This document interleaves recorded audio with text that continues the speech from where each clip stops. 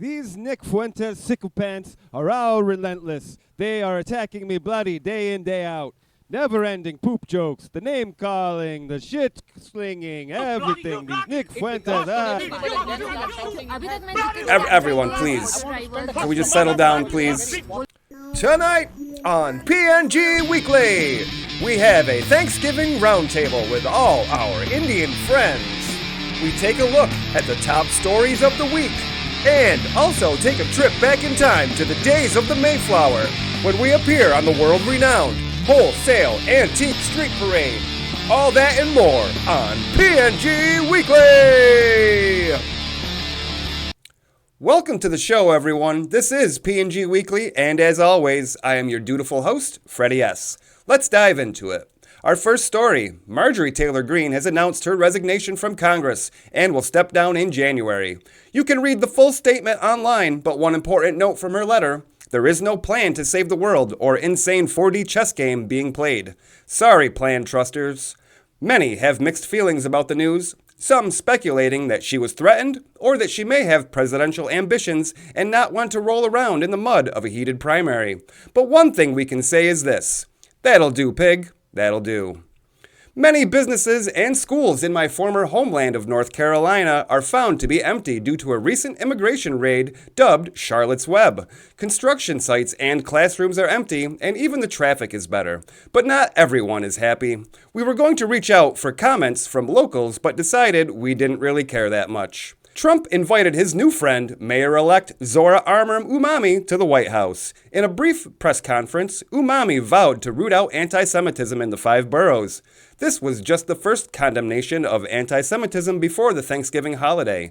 The pair are expected to denounce anti-Semitism at least 2 more times before the end of the year, per the terms of their contract with Israel. The mayor also gave the president some fashion advice before he left, which President Trump took into immediate effect, covering up that big, beautiful neck vagina.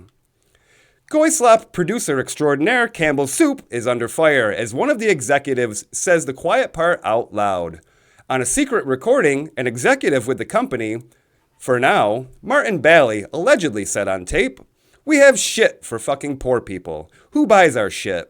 I don't buy Cambell's products barely anymore. It's not healthy now that I know what the fuck's in it. Bioengineered meat? I don't want to eat a fucking piece of chicken that came from a 3D printer." Well, thank you for saying what you actually think of lower-class Americans, that we don't deserve healthy food, actually. Please, sir, can I have some more? Take some notes, everyone, and keep a long memory of the people who have contempt for you. Our beloved Black Queen and Penis Inspector General, Candace Owens, is under attack from punished Bridget Macron and the French Foreign Legion. Candace lays out her newest findings in a post on X over the weekend, where she also alleges that Charlie Kirk's killer trained with the French Foreign Legion as well. And you can find out all of this juicy info on Club Candace for the low, low price of $16.99 per month. She's not a sponsor yet. Suspicious acts from U.S. government officials? Last week, we saw not 1 but 2 instances of government officials engaging in some questionable acts. We had Ambassador to Israel Mike Huckabee meet with convicted traitor to the U.S. Jonathan Pollard on a closed-door, off-the-books meeting. Later in the week, we had Alyssa Slotkin, Mark Kelly, and others beg the military to not follow unlawful orders. The group did not mention any unlawful orders that have been given up to this point, so we are left to our own interpretations on what they truly meant by the message. Coming up next, we have a Thanksgiving roundtable. Stay with us. Do you work long hours lurking on the dark web at your government job? Yeah. Do you sometimes get lonely while posting on 4chan how you're going to overthrow the government in Minecraft? Yeah, sometimes. How did you know that? Do you long to find someone who glows just as bright as you so you can bring internet Nazis and Palestinian extremists to justice? Oh yes, totally. Well, FedPost might be for you. Find your match on FedPost. FedPost, the dating app that glows. So I tried to hire some producers off of Fiverr and asked them to put together a real-life Thanksgiving panel with Indians. And it looks like I should have been a little more specific. Well, no matter, we're going to roll with it, And it is currently in the news after the location feature was dropped on X last week. Some were shocked to find that many accounts were located in India. With all that said, in the spirit of Thanksgiving, I'm going to reach out with a metaphorical peace pipe to our Indian friends and have a roundtable discussion about India's growing influence in America and the issues concerning everyday Indian Americans. So happy to have our esteemed panel joining us, quite a variety of guests. Dinesh D'Souza, Vivek Ramaswamy, Naylan Haley, Apu Nahasapina Pedalaton, Naharmeet Dhillon, Honorary Indian Justin Trudeau, the Sultan of the Temple of Doom, Akash Singh, and Shobab Zinvujingai. Wow, what a great group. Let me start off with Vivek. Sir, you are going to be running for Governor of Ohio. How do you feel about your chances at this stage in the game? Well, yes, Tsar. Thank you for asking. Yes, I would like to be Governor of Ohio, not to bring in data centers and ruin the water supply, but to get Ohioans off their lazy asses and back to the workforce. Oh, okay. We'll keep the kids at school longer for better indoctrination. We will take away Medicaid and give you health savings accounts. Poor people are great at managing money, and these savings accounts are a game changer. We are putting Ohio back to work. Excuse me, sir. I would like to speak, sir. I do not like this plan. I do not want to work, sir. Everybody, please, if we could just one at a time. It just gets a little chaotic with everybody going at once. Thank you. Okay, let's move on to another topic. There's some other issues affecting the Indian community. Dinesh, you have been going to battle with the online trolls very recently. What have you been finding are the biggest contention points? These Nick Fuentes sycophants are all relentless. They are attacking me bloody day in, day out. Never-ending poop jokes, the name-calling, the shit-slinging, everything. These Nick Fuentes, Everyone, please. Can we just settle down, please? I know it's a heated discussion, please.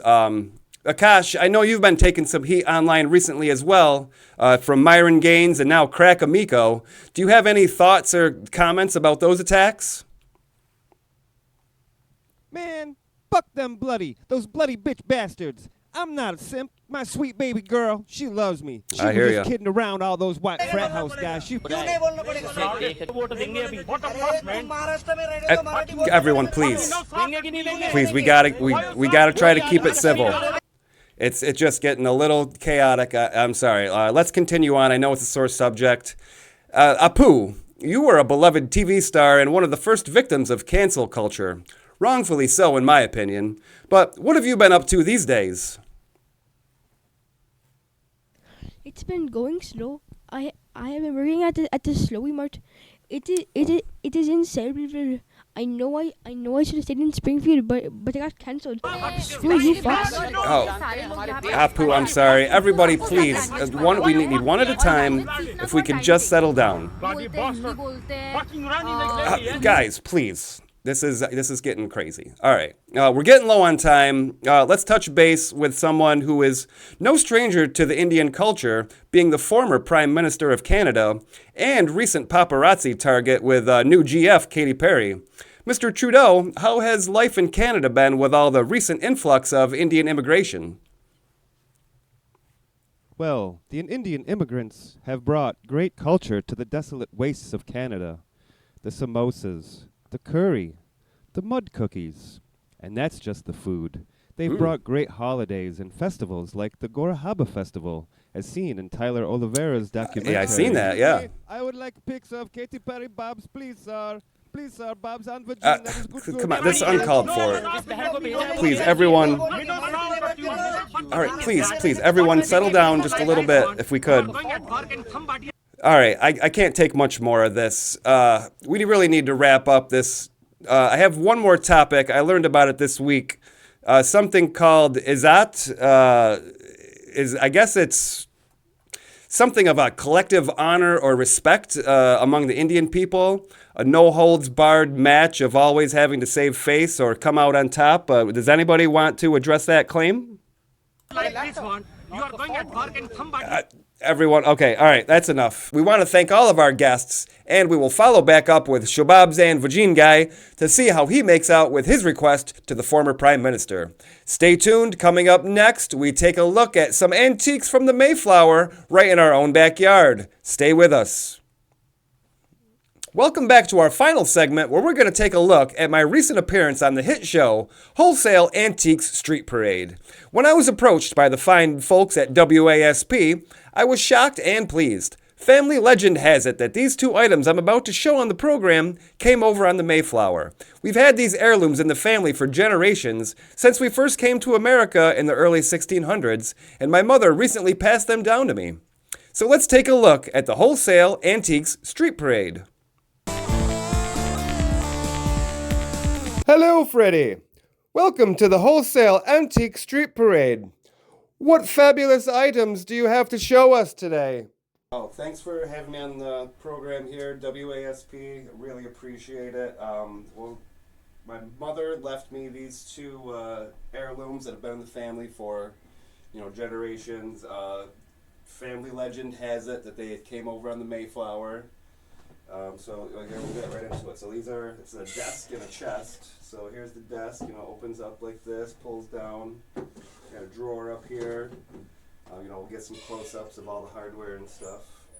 Still works great. We've used it my whole life, and my grandparents used it. I did homework at it. They paid bills at it, whole thing. And over here, it's a nice chest as well. All the original hardware and stuff like that. We use it to put blankets in it and, storage, and we've used it my whole life. It's very sturdy. So yeah, it's been, almost 400 years. About, exactly 400 years. So appreciate you having me on the program to talk a little bit about these Mayflower items, and thanks again. All right, everyone, that's the show for this week. Happy Thanksgiving to you all. This has been P&G Weekly. We will see you next time.